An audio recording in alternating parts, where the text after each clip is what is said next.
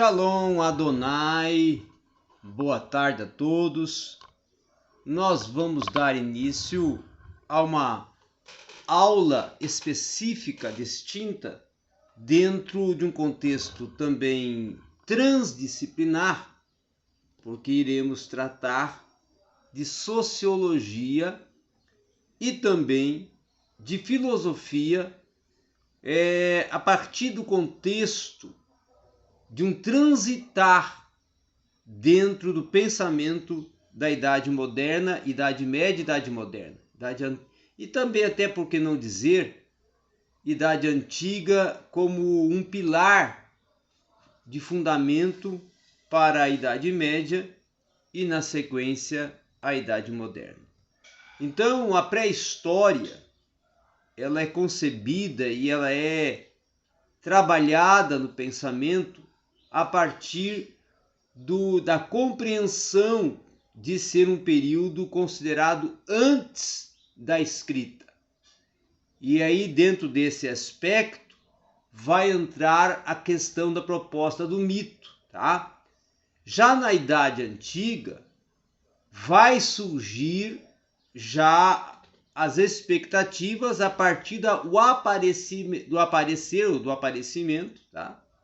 Da escrita até o ano ou período de 476 depois de Cristo, já quando estamos dando início ou bem próximos da entrada da Idade Média, tá? E aí nesse período de Idade Antiga, ou 476 depois de Cristo, próximo à entrada da Idade Média, já temos também a efervescência da filosofia patrística. Na Idade Média, em 476 até 1453, e aí nós vamos ter duas divisões, tá? A Idade Média Baixa e a Idade Média Alta. A Idade Média Alta iniciando ali entre 1200 até 1453.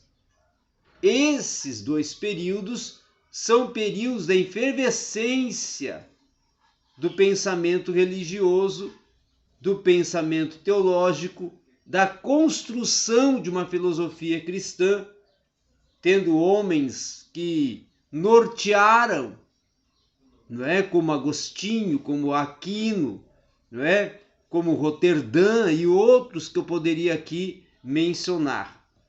Também temos a Idade Moderna, em 1453, iniciando, que ela vai ter como singularidade a Revolução Científica, o período do industrialismo, da explosão da cientificidade, tá? Então, claro que na pré-história nós temos com o mito a imaginação, na Idade Antiga nós temos com a filosofia a razão, na Idade Média nós temos com a teologia o período da fé e na Idade Moderna, com a Revolução Científica, os dados da realidade. E também, claro, que quando surge a Revolução Científica, começa-se também já uma explanação e efervescência das ciências humanas e exatas, tá? Antes do aparecimento da ciência, isso lá na pré-história e na Idade Antiga, nós temos o cosmocentrismo, como o cosmos, o universo, o ambiente sendo o centro, tá? Para, na Idade Média, transitar para o teocentrismo, Deus sendo o centro. Com isso, nós vamos também ver que a partir da Idade Moderna, com a explosão científica, surge ao antropocentrismo, a efervescência do antropocentrismo, que vai ser justamente o homem estando no centro, o homem tendo a posição central. Tá? Isso é um período já atribuído à Idade Moderna. As ciências humanas, não é, no período, principalmente do século XIX, vão propor já algumas correntes, entre elas as mais, quem sabe, vamos dizer assim, que gerou mais expectativas, mais falada, mais discutida, foi a do positivismo, tá? Já nos séculos 16, 17 e 18, né, o antes e o depois, nós vamos ter no antes, o período anterior a esses séculos, na filosofia social, a proposta ou a expressão que deve ser tratado, explorado, desenvolvido dentro da sociedade. Já no século 16, 17 e 18, nós vamos ter no para justamente as questões dos fatores determinantes para se acontecer o crescimento, o desenvolvimento, a ampliação social. Tá? Lembrando que na pré-história nós temos o mito, na Idade Antiga a filosofia e na Idade Média a teologia como elementos propulsores para também influenciar no transitar social. Tá? Então a ciência social, que é a responsável pela indagação, o que vem a ser, o que vem a tratar, ela então vai ter a responsabilidade de tratar questões socioculturais, intelectuais, relativas inclusive ao sistema de ciência, tá? E aí nós vamos ter também com isso o Renascimento, o utopismo, o racionalismo, o iluminismo, a Revolução Francesa, como elementos propulsores que comporam esse arcabouço sociológico dentro desse contexto dos séculos 16, 17 e 18. Já quando nós tratamos de questões relacionadas e pertinentes ao mito, à filosofia, à teologia, já também relacionando isso ao período da sociedade, da sociologia e indo para o contexto do período que nós podemos dizer do que e o porquê e o para quê da sociedade, aí vem a ascensão da burguesia, a formação do Estado Nacional, a descoberta do novo mundo, que é a proposta da Revolução Comercial, a reforma protestante, que ela se manifesta, implantada no século XVI, e aí temos a Revolução Industrial também como um fator preponderante e predominante da Idade Moderna. Agora, a ciência social, ela também é pensada a partir da aplicação dos métodos científicos ao conhecimento dessa sociedade. E ela é elaborada, teoricamente, com o fator vamos assim, do arcabouço, né, de elementos didático-pedagógicos e teóricos compostos pelas ciências humanas e pelas ciências naturais. E aí surge positivismo como uma corrente, surgem as dificuldades metodológicas das ciências humanas e, consequentemente, surge todo um transitar acadêmico, com abordagens, com pressupostos, com diálogos, com a dialética hegeliana, com as propostas de Engels, de Marx, de Horkheimer, não é? Todo esse transitar, tá? Que é, vamos dizer assim, um transitar que vai envolver questões de luta de classes sociais, de envolvimentos sociais e históricos, vai então estar também indo de encontro até ao sistema trabalhista dentro da Europa. Então tudo isso é tratado, discutido e abordado nesse período também. Agora, voltando um pouco atrás e indo de encontro à pré-história, nós vamos ter, como já falei, o mito como presente e ele vai ser responsável pelo fator história fantástica, ou seja, a transmissão oral, cujos grandes protagonistas vão ser justamente os deuses gregos, tá? ou aos semideuses gregos, que vão ser os responsáveis por compor o arcabouço da mitologia grega, que são aqueles heróis que vão representar simbolicamente fenômenos da natureza, fatos históricos ou até alguns aspectos da condição humana, como fábulas, lendas, e a própria mitologia. Também é interessante nós, nesse aspecto, considerarmos que aí surge uma interpretação ingênua e simplificada do mundo e até da sua própria origem, uma falácia sem fundamentação. Com isso vai também surgir um relato de uma forma alegórica, que vai ser um relato de origem totalmente hipotética e filosófica.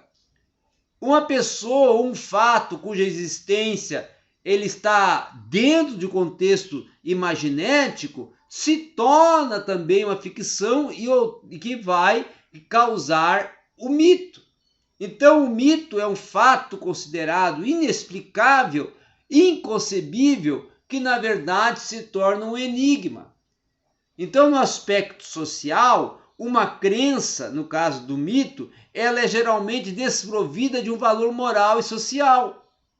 E é desenvolvida por membros de um grupo que vão funcionar como suporte para as suas ideias, posições e a própria mitologia, que vai ser como, por exemplo, o mito da supremacia da raça afro, da raça branca, não é?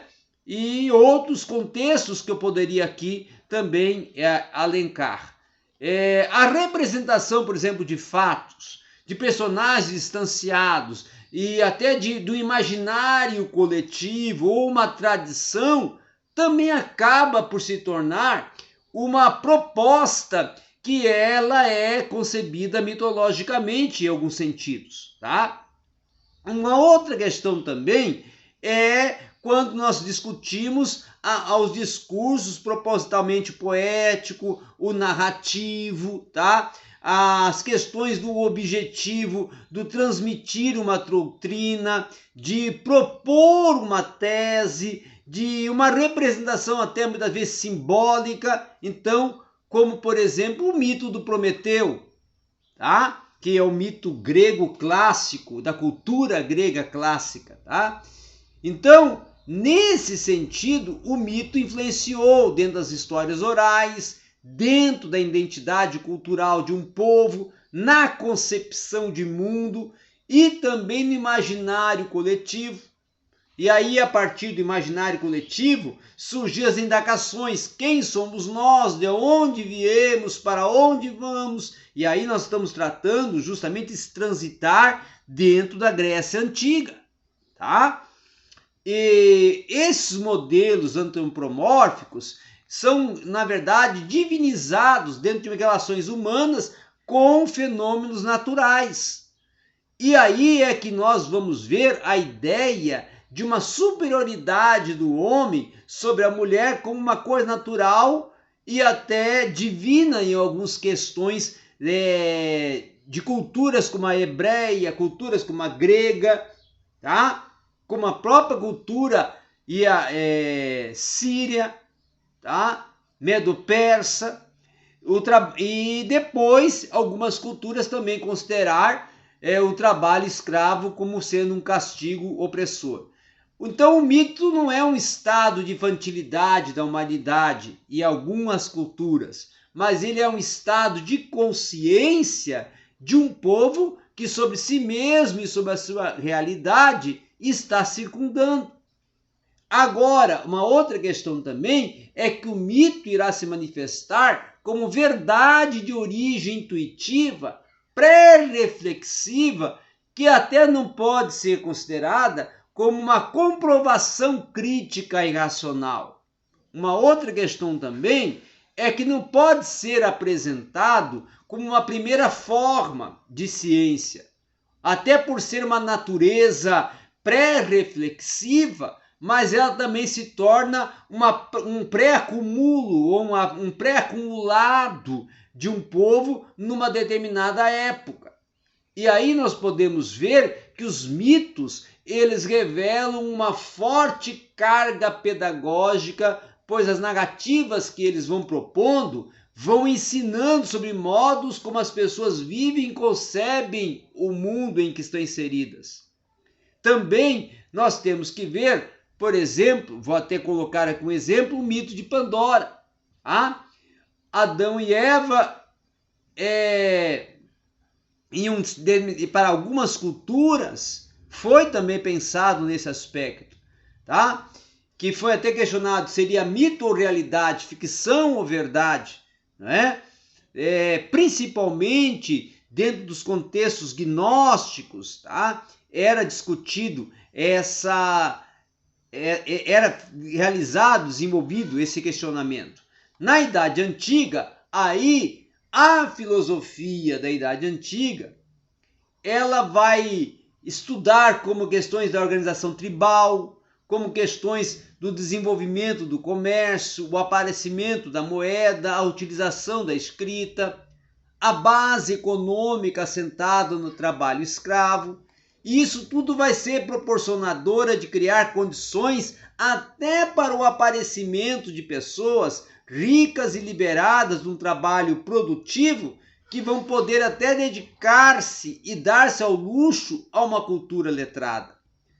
Então, com a filosofia da Idade Antiga, nós vamos ter a busca da explicação da realidade, as formas míticas de representação que, nesse aspecto, não davam conta de explicar a complexa teia sociopolítica e econômica da vida humana. Então, o avanço dos conhecimentos matemáticos, astronômicos, criando até um modelo de racionalidade, vão ser promovedores de fazer nascer a filosofia no século V a.C., considerada inclusive pelos historiadores como a primeira forma de ciência que nesse aspecto conhecimento, nesse aspecto cognitivo, intelectivo e nesse aspecto promovedor da gênese.